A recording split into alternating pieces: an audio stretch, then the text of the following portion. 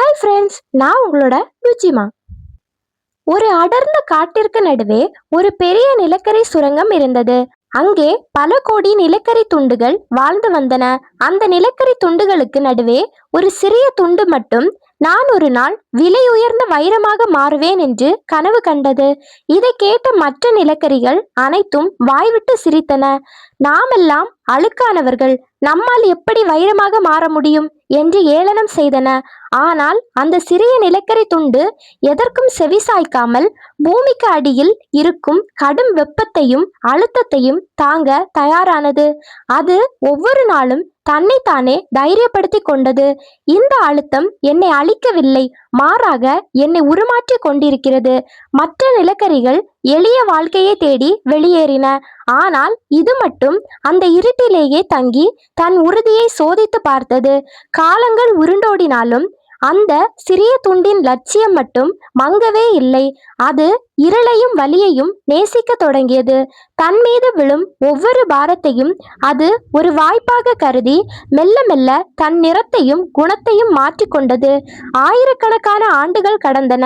அந்த சுரங்கத்தில் இருந்த அழுத்தம் இன்னும் பல மடங்கு அதிகரித்தது. அந்த நிலக்கரி துண்டு இப்போது ஒரு நிமிடம் கூட நிம்மதியாக இருக்க முடியாத அளவிற்கு வேதனையை அனுபவித்தது.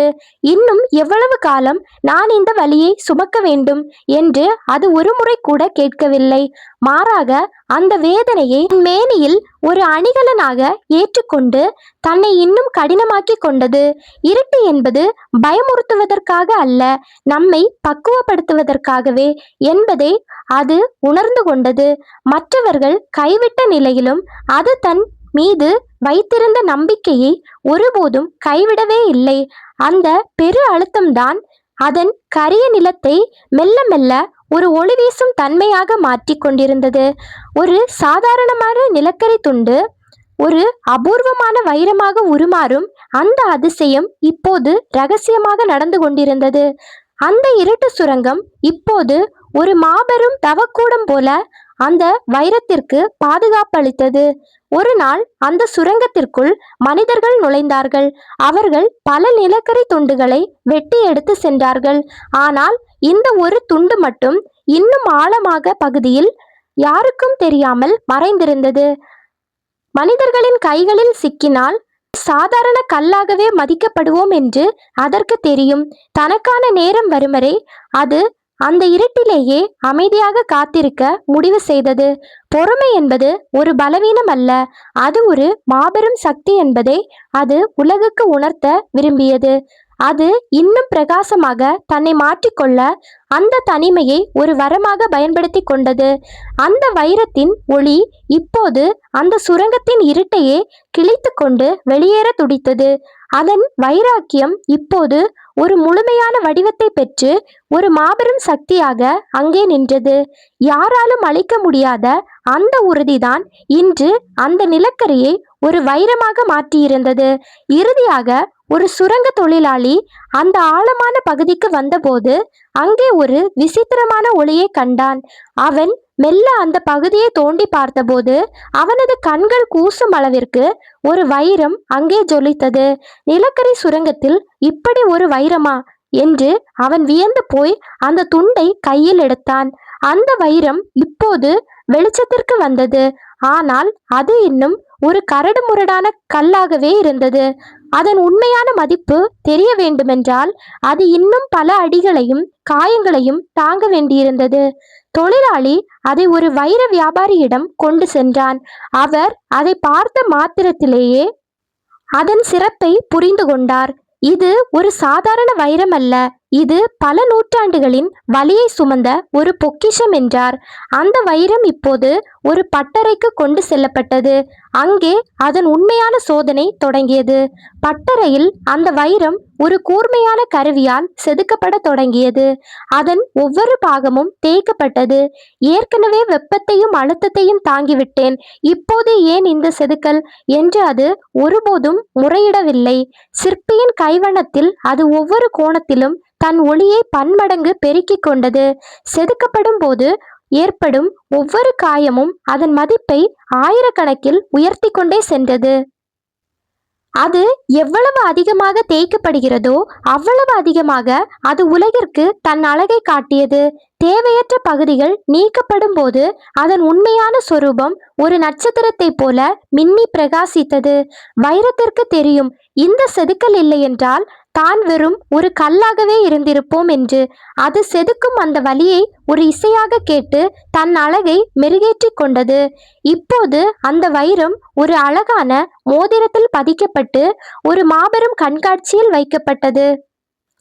உலகெங்கிலும் இருந்து வந்த செல்வந்தர்கள் அந்த வைரத்தின் அழகை பார்த்து மயங்கி நின்றனர்.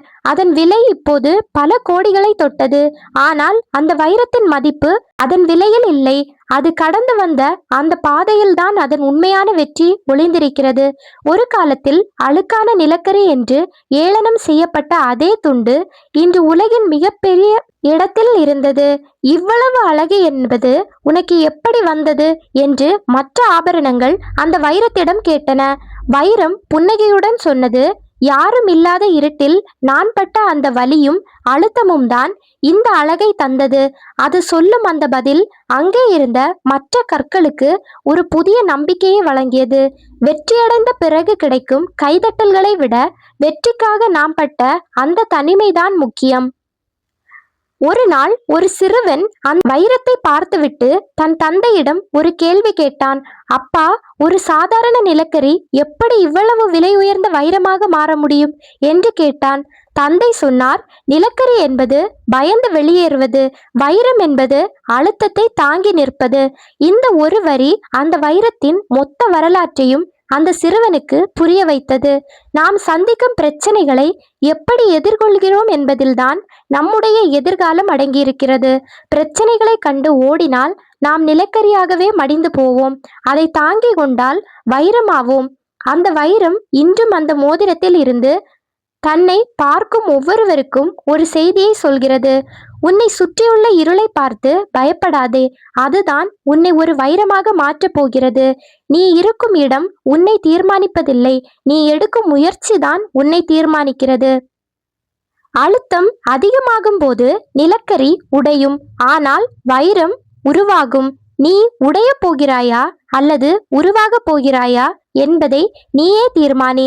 உனது இன்றைய வழிகள் யாவும் உனது நாளைய வெற்றிக்கான விதைகள் என்பதை ஒருபோதும் மறந்து விடாதே. இருட்டு என்பது உன்னை மறைப்பதற்காக அல்ல, உனக்குள் இருக்கும் ஒளியை உலகிற்கு பிரகாசமாக காட்டுவதற்காகவே வருகிறது. விமர்சனங்கள் என்னும் ஒளியால் உன்னை நீயே செதுக்கிக்கொள். நீ எவ்வளவு அதிகமாக செதுக்கப்படுகிறாயோ அவ்வளவு அதிகமாக நீ ஜொலிப்பாய். ஒரு சாதாரண கல்லும் கடும் உழைப்பினால் வைரமாக மாற முடியும் என்றால் உன்னால் முடியாதது எதுவுமே இல்லை. காலம் உன்னை சோதிக்கும் போது கலங்கி நின்று விடாதே. அந்த சோதனைதான் உன்னை ஒரு சாதனையாளனாக மாற்றப் போகிறது. பொறுமையாக இரு. உனக்கான நேரம் வரும்போது உன்னை ஒதுக்கிய அதே உலகம் உன்னை போற்றி புகழும். உன் மௌனமே உனது வெற்றியாக ஒலிக்கும். இந்த ஸ்டோரி உங்கள் எல்லாருக்கும் கண்டிப்பாக பிடிச்சிருக்கும் அப்படின்னு நான் நம்புகிறேன். அப்படி உங்களுக்கு பிடிச்சிருந்துச்சு அப்படின்னா கண்டிப்பாக உங்கள் ஃப்ரெண்ட்ஸ், ஃபேமிலி எல்லாருக்கும் ஷேர் பண்ணி விடுங்க. இனி ஒரு அடுத்த புதிய வீடியோவில் சந்திக்கலாம். அது வரைக்கும் பாய்.